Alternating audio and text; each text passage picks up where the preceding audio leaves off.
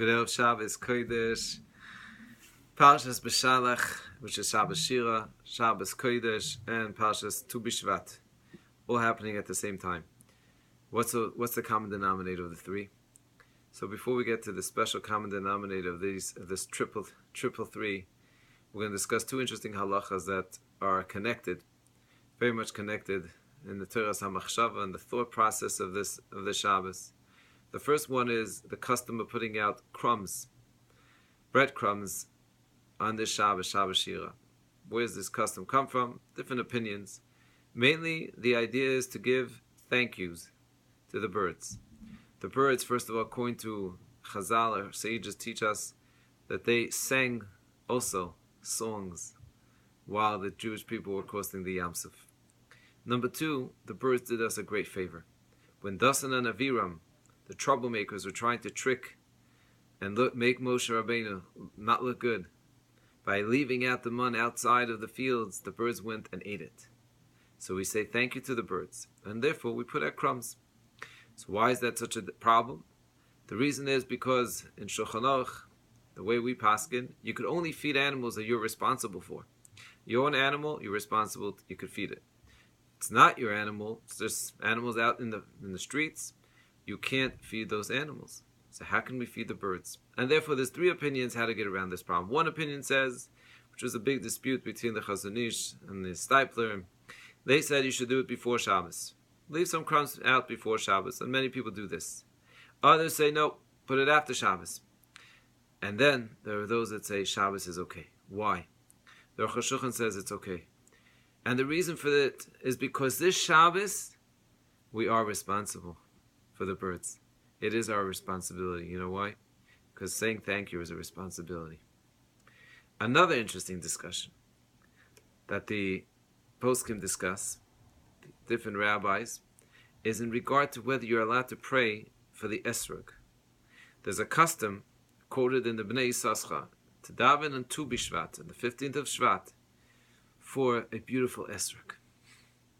So wait, Shabbos usually you can't add new prayers. The standard prayers you're allowed to pray, but you can't add new prayers.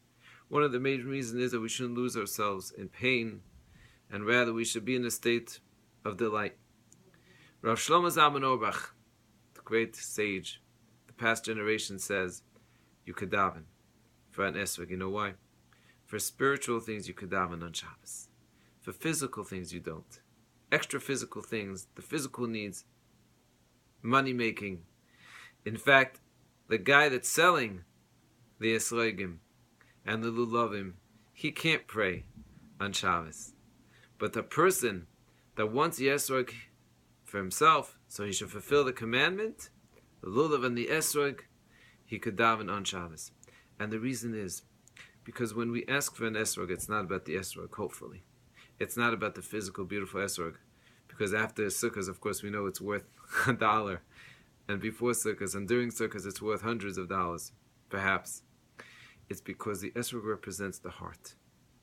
And the ikr in the Jewish heart, in the Jewish person, is the heart. And the ikr, the main thing is our character traits, is to refine ourselves. That's why this Shabbos, the triple Shabbos, a Shabbos of saying thank you.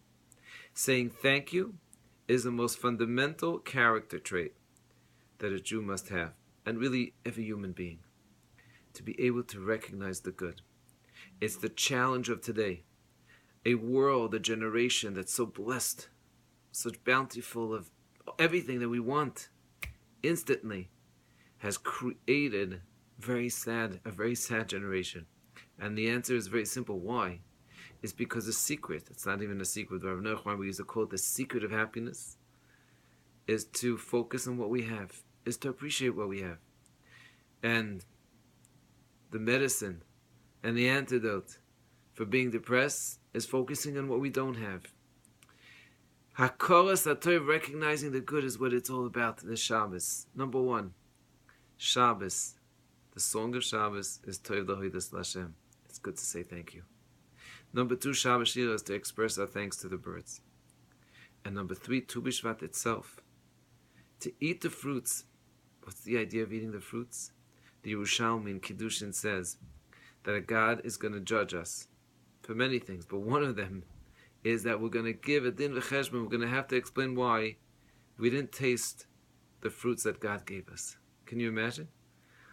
So you didn't taste the dragon fruit from Costco. Big deal. It is a big deal. Because God created us in this world, so we should be able to get close to Him. We should delight in Him. We should find closeness to Him. And one of the ways is to appreciate all the good that God gave us.